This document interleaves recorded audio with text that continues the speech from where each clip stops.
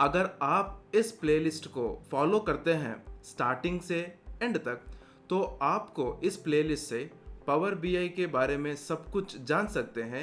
मैं एम आसिफ हुसैन आप सभी का स्वागत करता हूं नौहव academy power BI full course Hindi में। पावर बीआई क्या है, पावर बीआई को किस तरह उपयोग किया जाता है, पावर बीआई को रियल टाइम में कहां कहां हम उसका उपयोग करते हैं, किस तरह उसको उपयोग करते हैं, इसमें हम सभी को फेस होने वाले चैलेंजेस क्या है और इसमें हम कौन से प्रोजेक्ट्स करने वाले हैं, पावर बीआई में कौन से पैरामीटर्स है, पावर बीआई में कौन से कंपोनेंट्स है, उसको कैसा हम सॉर्ट आउट कर सकते हैं। और हम ये भी जानेंगे कि डेटा मॉडलिंग पावर बीआई में जो महत्वपूर्ण होता है उसको हम किस तरह सीख सकते हैं। और हम ये भी जानेंगे कि ये जो रियल टाइम कंपनीज में लोग जो इश्यूज को फेस करते हैं उसको हम किस तरह सॉल्व कर सकते हैं, या आप किसी इंटरव्यू को अटेंड कर रहे हैं फ्यूचर में तो पावर बीआई के किस तरह के क्वेश्चंस हो सकते हैं, डैक्स में जिस तरह के फंक्शंस क्वेश्चंस इंटरव्यू में पूछा जा सकता है।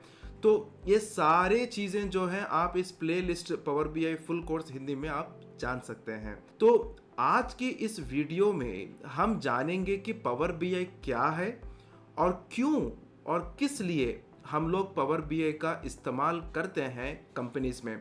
तो अगर मैं एक छोटा सा प्रश्न आपसे अगर पूछूंगा कि अगर आपको किसी इंफॉर्मेशन के बारे में जानना है तो आप कैसे जानेंगे? थ्रू फोन जानेंगे या थ्रू ईमेल जानेंगे या थ्रू मैसेज जानेंगे? तो जब कोई इंफॉर्मेशन छोटा हो, जब कोई इंफॉर्मेशन बहुत कम साइज में हो, तो आपको ये इंफॉर्मेशन थ्रू फोन या थ्रू मैसेज आप समझ सकते हैं। लेकिन अगर आप ऐसा इंफॉर्मेशन आप लीजिएगा जो कंपनी के रिलेटेड हो या बड़े बड़े ऑर्गेनाइजेशन के रिलेटेड हो या एयरपोर्ट का रिलेटेड हो या रेलवे का रिलेटेड हो, तो ये सारा डेटा जो है ये ह्यूज मात्रा में होता है। तो ये ह्यूज साइज में होता है जो 1 GB से ज़्यादा हम लोग उसको कंसिडर कर सकते हैं, ताकि वो कितना भी बड़ा GB या TB का साइज का हो, बट 1 GB से ज़्यादा ही होता है। तो जब हम इस ह्यूज डेटा को अगर हम समझे या हम इसको समझने की कोशिश करेंगे तो ये एक डेटा फॉर्मेट में उसको समझना बहुत मुश्किल है। तो ये क्या हुआ, जब ये डेटा को या इस तरह के ह्यूज साइज डेटा को जब लोग पढ़ना चालू किए थे, तो कुछ साल पहले सन 2014 आप लीजिए या 2015 आप लीजिए, तो उस ईयर्स में जो है कि लोग डेटा को अंडरस्टैंड करके, समझ के, उसको सीख के या उसमें से कुछ चैलेंजेस को बाहर निकाल के या कुछ उसमें से पॉइंट्स अंडरस्टैंड करके क्लाइंट को समझाना हो या अपना बिजनेस के कस्टमर को समझाना हो, तो बहुत दिक्कत फेस करना होता था। तो इस तरीके का जो चैलेंजेस होता है और जो हम लोग इसे कहते हैं कि रियल टाइम डेटा प्रॉब्लम्स, तो इस सारे चीज़ों को ओवरकम करने के लिए माइक्रोसॉफ्ट ने एक ऐसा टूल मार्केट में लाया है जिसको हम पावर बीआई कर आज हम बुला रहे हैं, तो अब उसे ही इस्तेमाल कर भी रहे हैं। तो पावर बीआई ना ही एक सॉफ्टवेयर है, पावर बीआई ना ही किसी कोई लैंग्वेज है, पावर बीआई एक टूल है। कौन सी टूल? जो एक रिपोर्ट बनाने में हमें मदद करती है। पावर बीआई एक ऐसी टूल है जो हमें रिपोर्ट बनाने में मदद करती है। तो अभी प्रश्न ये आता है कि रिपोर्ट कौन सा है, कौन सी तरीके की रिपोर्ट की मैं बात कर रहा हूँ।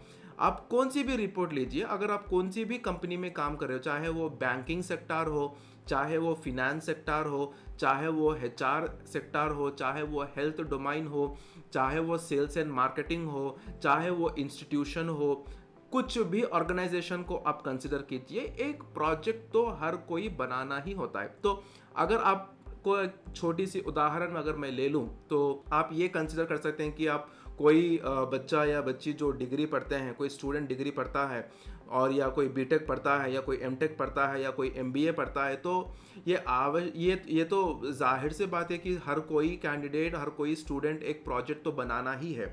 जब एक कैंडिडेट प्रोजेक्ट बनाता है तो तो जनरली क्या करते हैं कॉलेजेस में जो है वो एक्सेल शीट में हो या वर्ड डॉक्यूमेंट में हो या पावर पॉइंट में हो प्रोजेक्ट्स बनाकर सबमिट किया जाता है।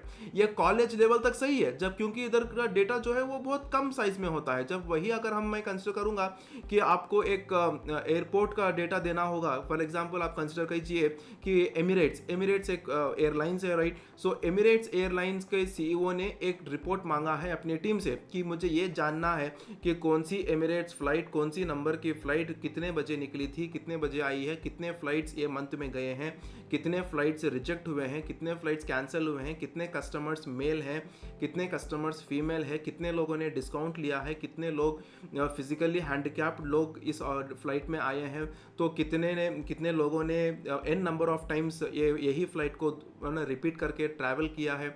तो जब इस तरीके का इंफॉर्मेशन आपको चाहिए तो ये जो डेटा आपको क्लाइंट के तरफ से मिलता है, ये डेटा एक एक्सेल शीट में होगा या डेटाबेस एसक्यूएल सर्वर में होगा या आपको एक्सेल शीट में होगा या आप कंसिडर करेंगे शेयर पॉइंट में होगा, जो जहाँ से भी हमें डेटा को एक्सट्रैक्ट करना होता है पावर बीआई में, तो ये बहुत मुश्किल होता है किसी डेवलपर को या किसी एम्प्लॉय को एक ऑर्गेनाइजेशन में कि क्लाइंट के ये सारे रिक्वायरमेंट समझे और इसको एक रिपोर्ट के फॉर्मेट में दिखाकर उसको समझाएं कि जब हम यही डेटा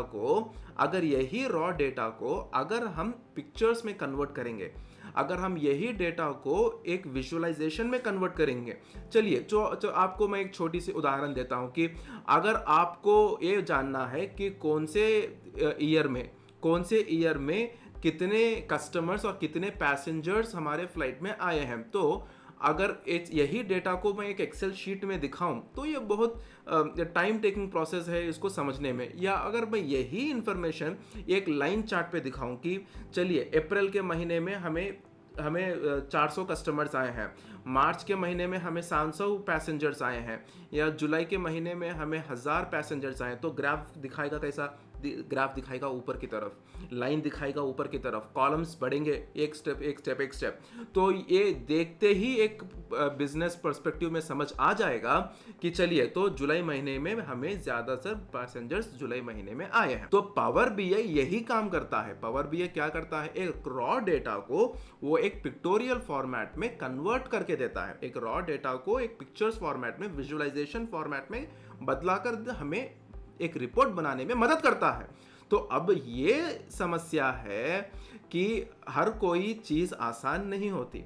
इसका मतलब ये नहीं कि पावर बीआई मुश्किल है। पावर बीआई बहुत इजी टूल है जब हम कंपेयर करेंगे दूसरे टूल्स के साथ। अगर आप कंसिडर करिए पावर बीआई एक रिपोर्टिंग टूल है, एक बिजनेस इंटेलिजेंस टूल है, तो इसका कॉम्पिटिटर जो अभी मार्केट में है वो टैबलू है।